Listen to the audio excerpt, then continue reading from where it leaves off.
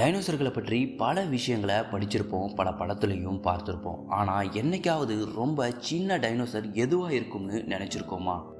டைனோசரோட மூளை எவ்வளவு பெருசாக இருக்கும்னு என்னைக்காவது யோசிச்சிருக்கீங்களா? டைனோசர்கள் பல மில்லியன் வருஷத்துக்கு முன்னாடி பூமியில் வாழ்ந்த உயிரினம்னு நமக்கு தெரியும். ஆனால் அதுக்கு மேலே டைனோசரை பற்றி பெரும்பாலும் நமக்கு தெரிஞ்சிருக்க வாய்ப்பில்லை. இந்த வீடியோ மூலமாக இன்றைக்கி டைனோசரை பற்றி தெரியாத பல உண்மைகளை தெரிஞ்சுக்கலாம். வாங்க வீடியோக்குள்ளே போகலாம்.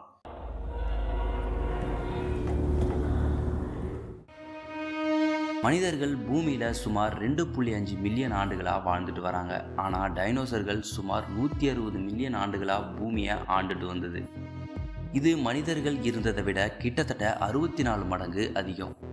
டைனோசர்கள் அதோட உணவை வயிற்றில் அரைக்க பெரிய பாறைகளை அடிக்கடி விழுங்கியிருக்கு. டைனோசர்கள் அண்டார்டிகா முதற்கொண்டு அனைத்து கண்டங்களிலும் வாழ்ந்தது. ஒரு சில டைனோசர்கள் 200 ஆண்டுகள் வரை உயிர் வாழ்ந்ததா சொல்லப்படுது. டைனோசர்களோட உருவத்துக்கும் மூளைக்கும் சம்பந்தமே இல்லாமல் இருந்திருக்கு. மிகவும் புத்திசாலித்தனமான டைனோசர்களில் ஒன்று ட்ரூடன்கிற வேட்டையாடும் பறவை போன்ற டைனோசர். அது ஏறக்குறைய 11 அடி உயரம் வரை இருக்கும்.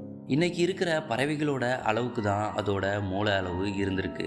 ஆனால் ட்ரூடனுக்கு மனிதர்களை போன்ற ஸ்டெரோஸ்கோபிக் பார்வை இருந்திருக்கு. அதே போல் ஸ்டெகோசரஸுங்கிற டைனோசரோட உடல் ஒரு வேன் சைஸ் அளவுக்கு இருந்திருக்கு. ஆனால் மூளை மட்டும் ஒரு வால்நட் சைஸ் அளவுக்கு தான் இருந்திருக்கு. சில டைனோசர்கள் 100 அடிக்கு மேலே நீளம் கொண்டதாகவும் இருந்திருக்கு. பேபி முசாரஸுங்கிற டைனோசர் தான் இதுவரை கண்டுபிடிக்கப்பட்ட மிகச்சிறிய டைனோசர்.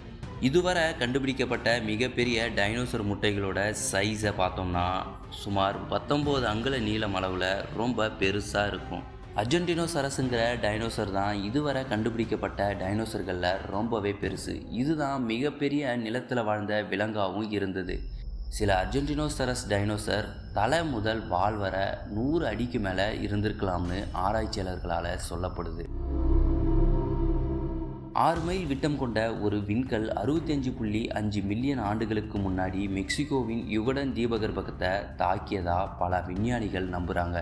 ஆனால் இது மிகப்பெரிய சக்தியோடு மோதியதால் சுற்றிலும் அதிர்வு அலைகள் ஏற்பட்டு இதில் ஏற்பட்ட பாதிப்பால் டைனோசர்கள் அழிந்திருக்கலாம்னு கூறப்படுது. மற்ற சில விஞ்ஞானிகள் காலநிலை மாற்றத்தால் டைனோசரோட இனம் அழிந்திருக்கலாம்னு நம்புகிறாங்க.